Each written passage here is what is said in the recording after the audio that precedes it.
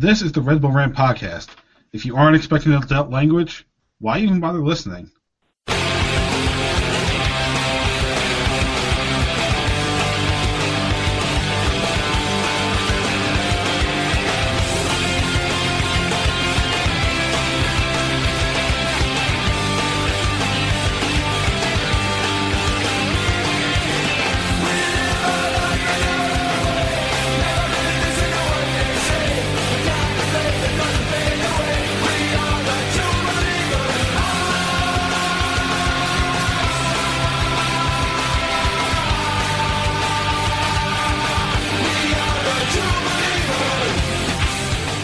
Welcome, my friends, to the Shun of Rens. This is the Red Bull Rant podcast. I'm your host, Jason Iapicco. I'm Truman, and this is episode 467, Deja Vu, all over again. And again, and again, and again, and again, and again, and again, and again. You know, in Groundhog's Day, eventually he broke out of the loop. I don't think the Red Bulls are doing that. Red Bulls haven't learned to love themselves yet. I think that's the problem. No. Well, first you got to match the piano. So, True. How long does it take for a whole soccer team to master piano? It's going to be a while. This might take a few seasons. Yeah. And it's already been a few, so just imagine. Yeah. Another 1-1 draw, this time at home to almost bottom of the West, Sporting Kansas City, who was literally fighting for their playoff lives. You just knew at halftime when it was 0-0 that they were not winning this game. No. All right. No voicemails. You have the tweets, or are there even any tweets? I feel like there were not. There's a few. Jeremiah said, he's at Red Coach J, of course, says, the consistency would be downright admirable if it wasn't such a depressing thing to be good at.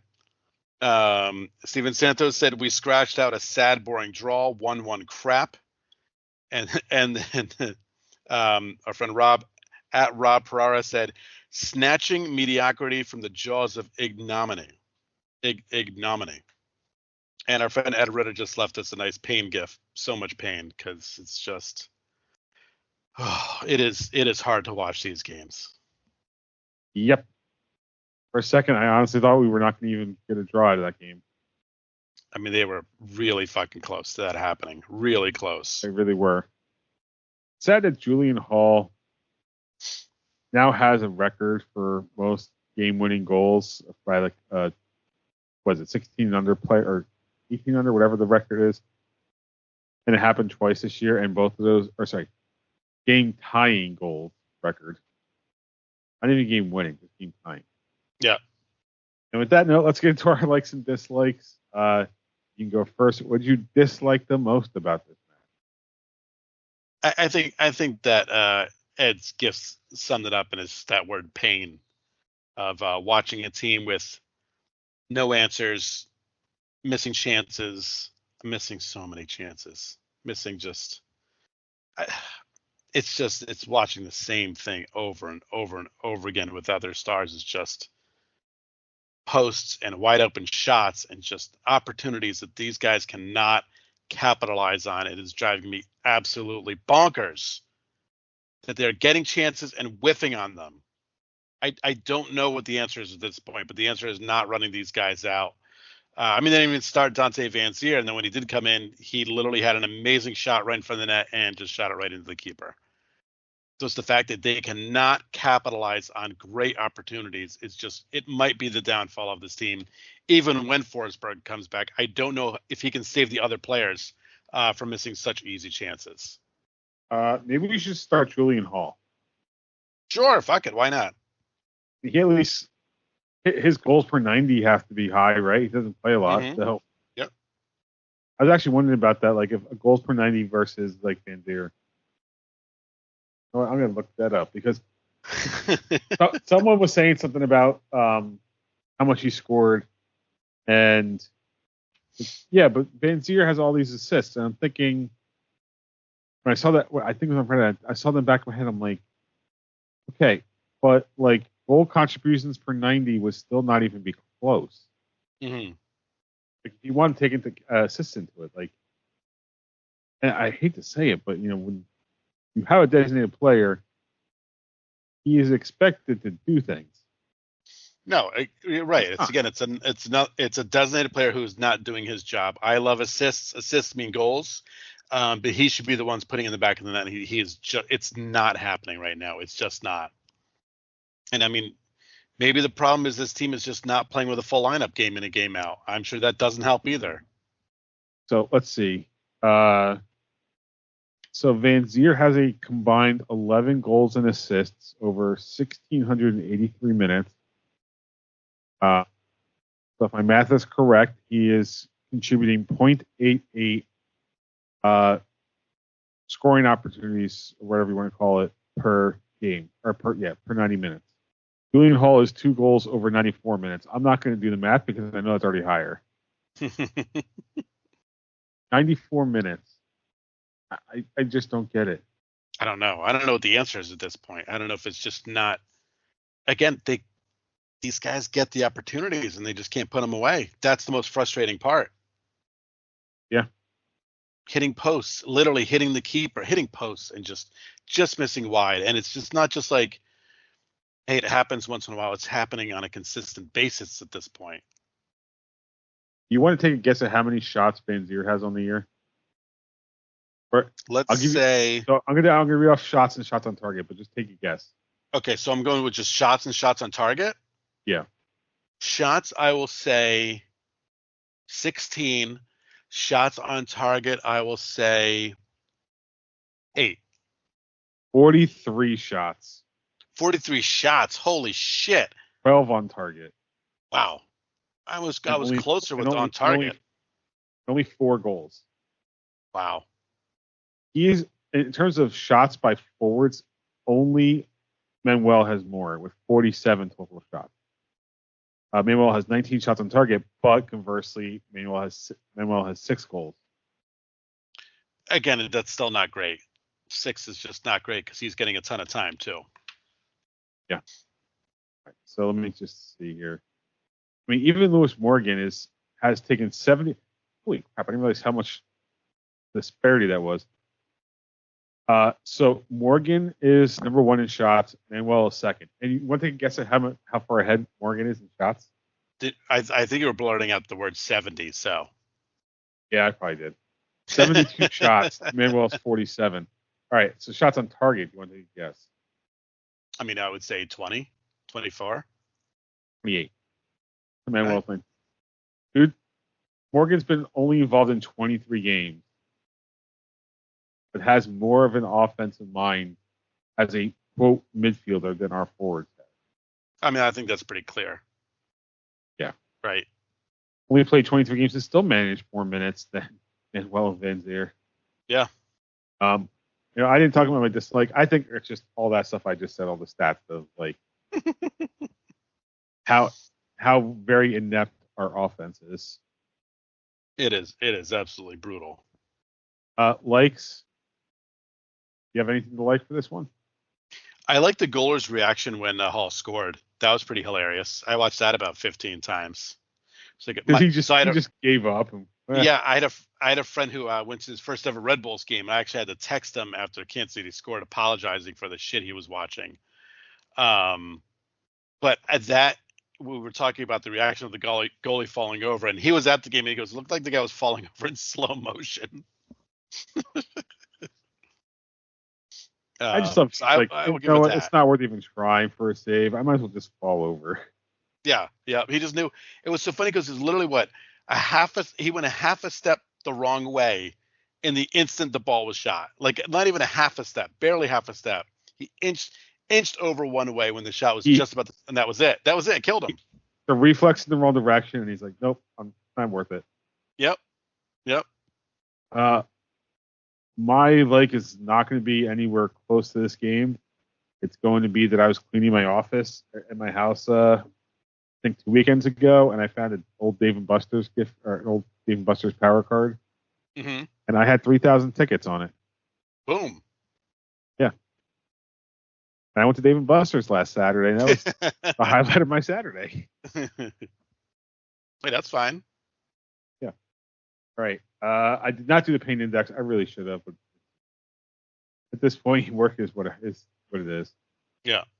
Prediction standings. So no change in positions, but I did gain ground because I was the only one that could get anything right. So Truman is at 15. I gained 3 points. I'm now at 13. I kind of wish I used my True Believer, but well. Anyway, I'll have more points or more. I'll have another chance for points this weekend when the Red Bulls travel to take on Chicago on Saturday, September 14th, 8:30 p.m. Eastern Time. Chicago comes into this game yet again, another team that's not doing well. 6, 8, and 14, 26 points, 14th in the Eastern Conference, minus 16 goal difference. Truman, what do you think is going to happen on Saturday? Who the fuck knows anymore? I don't even know who's playing in this game. I don't know. I mean, Not everyone's back from Forsberg. international duty, right? So, Emil Forsberg, is he out? Do we know? Still out? Pretty sure they said he will be at this game and he should be available for Atlanta. Oh, God almighty. Then I don't. God. 1-1 draw. I don't know how else to put it. I even think with Lewis Morgan back the lineup. Again, they're not a bad road team, but they don't know how to beat these fucking bad teams, and that is worrisome, very worrisome. They couldn't beat New England. They drew Nashville twice, right? Or did they beat Nashville once? I think they drew them twice. Can't beat Philly. They're fucking just so bad against bad teams. So I'm going with the thing. What you said, I think last week, is that you can't trust them to win until they prove that they can. Yep. All they've proven is that they can get draws. Mm-hmm. And even then, it's not consistent. I really did want to say a 1-1 draw, but I don't know if I could be exactly the same as you because we don't have a lot of games left in the season for the Red Bulls. Yeah. We're down to the last 6 games left. Which anybody who's going to the Atlanta game, get ready for a scarf giveaway night. Woo!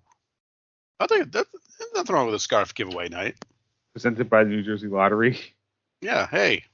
All right. Can't do 1-1. I don't think we'll score 2 goals. I think we can give up 2. I don't think we can score 2. Screw it. I think I'm going to predict the same as you, only because I don't see this team doing any better than 1 goal, and I can't afford to drop points right now. Not the strategy I want, but that's where I'm going. So, we forgot to mention real quick because we didn't do an afterthoughts really. Did you notice there was only 12 teams that played on Saturday? Yeah. What the fuck is up with that? So you have this international break, right, with all these players having to leave, and only 12 teams had to deal with that. Only 12.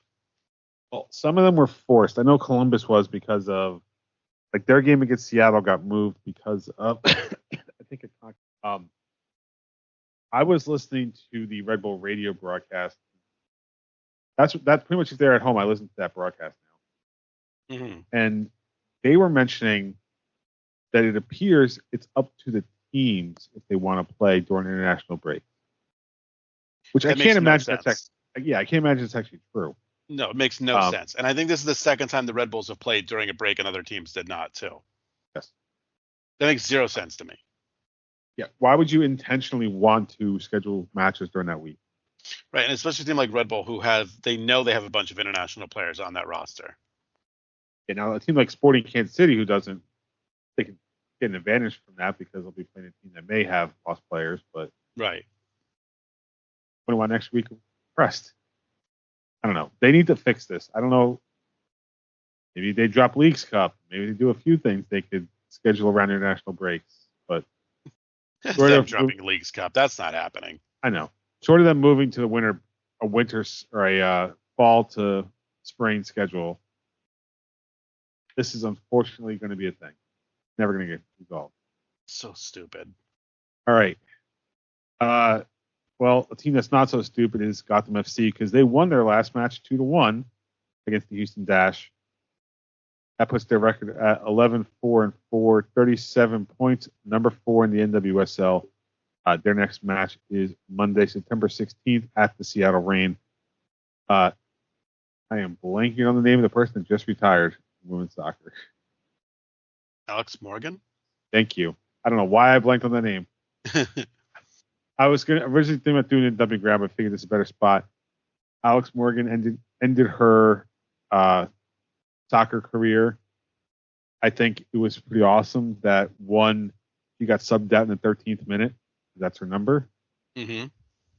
Two, the game was broadcast simultaneously on CBS Sports, ESPN, Amazon, Paramount Plus, I think NWSL Plus, which I'm not really sure what that is. I guess it's a new thing they just started.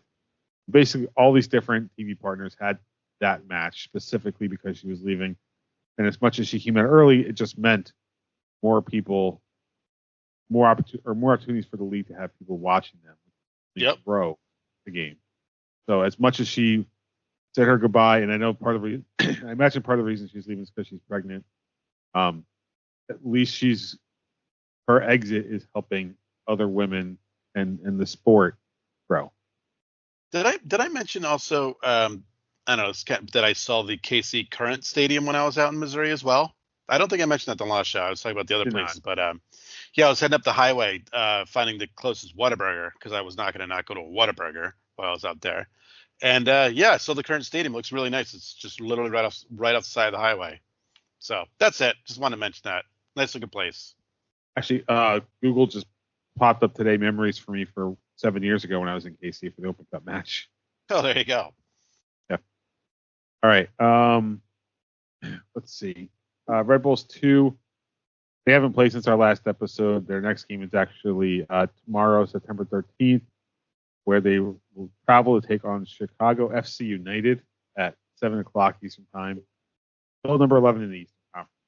Okay. Not great at all. With that, time for the F1 update. And box now, box for hard. Stay out. Fuck! Why? What I do? Well, we are in Azerbaijan, which is a great place to say. I also like saying Baku, the name of the town. And definitely one of everyone's favorite street courses, right? You're going past old castles, old buildings, tight places. If you ever play any of the Formula One games and try to run this course, it is very hard to not just go straight into one of those walls because those turns are so tight you don't even see those coming. I'm just going to keep going this way. Oh, nope, that's a dead end. So this is a great race to watch. Just for this, again, it's a great race for scenery. I guess it's going to happen in a couple of days where we see Red Bull qualifying, and hopefully they get some good practice runs in. I mean, they gotta get their legs out here and get some points and not keep fucking dropping races to these guys. Maybe Sergio does well because he loves an actual street course. He does love this race. Baku, Azerbaijan. All right. With that, it is time for the dumping ground. I'm the trash man. Anything we want to talk about? I don't have a lot. I will say that I know it's early in all of European football seasons. But again, as people who watch Welcome to Wrexham, and it's a fascinating story that seeing that they're currently in first place. I think they played one more game than the team in second, but and again, it's only a few games in. It's still really fascinating to see that team's success. It really is. It's cool to see these celebrity owners come in who actually care about the team and not just saying that they own something, that they are fully invested in the club and that the club is performing really well. So, guys, if you haven't watched that show yet, my God, it's just a really fascinating show about the team, the city, the fans. It's really great. It's for all soccer fans. You just have to watch that show. And they're not just coming in and spending a shit ton of money either. Yeah, they're doing it the right way, right? They know that they are not the experts, and they're hiring the right people to make the right moves. I mean, don't get me wrong; they're spending a little bit of money, but they're not completely buying their way up to the Premier League. So. Right. I don't think Ryan Reynolds has that much gin money to throw around anyway. I know, right? Well, it's interesting too because I mean it's so funny. I got a coworker into watching soccer now. He likes all these teams. But as you know, the higher you move up, especially the pyramid of England, capacity has to be a certain amount. Your stadium has to be built a certain way, and they had aspirations of building a 55,000 seat stadium there, which I think is probably a little crazy. Maybe Yeah. 30,000 seats might be the max you want to go on in a town, because you're not playing in London or Manchester or Liverpool, But and then like obviously it's the higher you up, you have celebrity money, which is great for League One. Maybe half of the clubs in the championship, but you're going to need big time money sponsors or big time investors when you get higher and higher up. So I would love to see them get.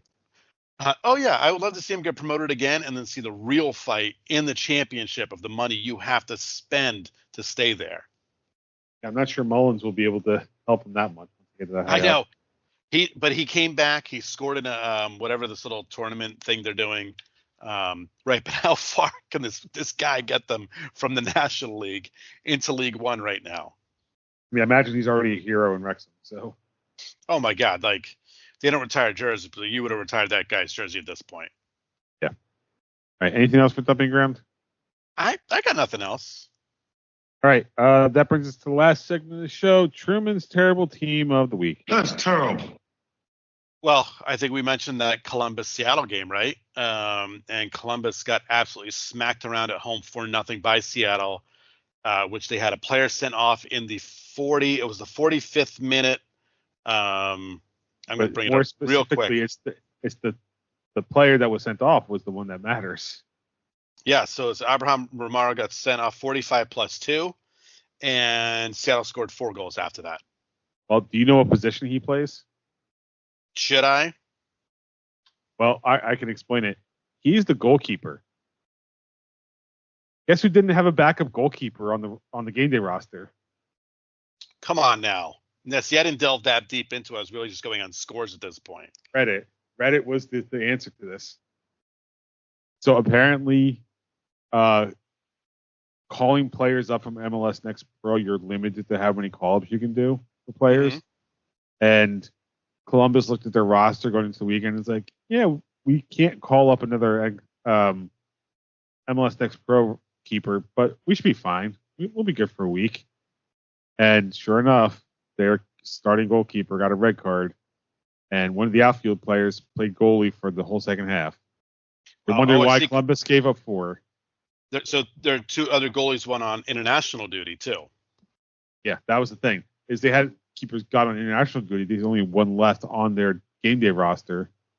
Bringing up yet again how stupid that these teams playing on international weekends. I mean, he's cased in point right there. Yep, exactly. All right. With that, let's wrap this up. You can visit us at patreon.com/Red Bull Rant. $1 a month gets you exclusive content, such as anything we decide to do, pretty much. I want to thank our producers, Jeremiah Dempster, Steven Santos, Eddie Delecto, Christopher Edmeck, and if I read Patreon correctly last week, Gwen Rachesko is back to being your producer. Hey, all right, buddy. Thanks. Yeah. So thank you guys for supporting the show. You can email us, redbullrant@gmail.com. If you want to call us, 973-348-5329. Facebook.com/Red Bull Rant. On Twitter, @Red Bull Rant for the show. At Dr. Stooch, myself, at the Truman for Truman. Subscribe to our show via iTunes, YouTube Music, YouTube, SoundCloud, Spotify, pretty much anywhere you can find a podcast. Last words before we get out of here. So last week we were getting really excited for the weekend. You had the NFL, we had this Red Bulls home game against a bad team. We were all pumped up. And aside from Rutgers football, all of them took an enormous shit. The Giants probably taking the biggest shit of the weekend. All of these teams. Yours was not on national television with a supposedly top 5 defense. Now listen, you're playing a great San Francisco 49ers team. A loss was not a surprising result. But the biggest difference is this weekend when they're all playing bad teams and they all have a chance to turn it around and right the ship early in the NFL season and late in the MLS season, the Red Bulls can get some points here. Make sure they're staying at least in the top 4. I can't do this I can't keep dealing with this pain. I really can't, especially with the Mets playing the Braves this weekend in Atlanta. I need to come back next Thursday very happy. So I don't think that's a lot to ask. Fucking A, just get out there and win. In the words of Shorzy, they don't ask how, they ask how many. And give your balls a tug. It's fucking embarrassing! All right. So for Truman and myself, this has been episode 467 of the Red Bull Rant. Thank you guys for tuning in. And as always, go Red Bulls. See you later.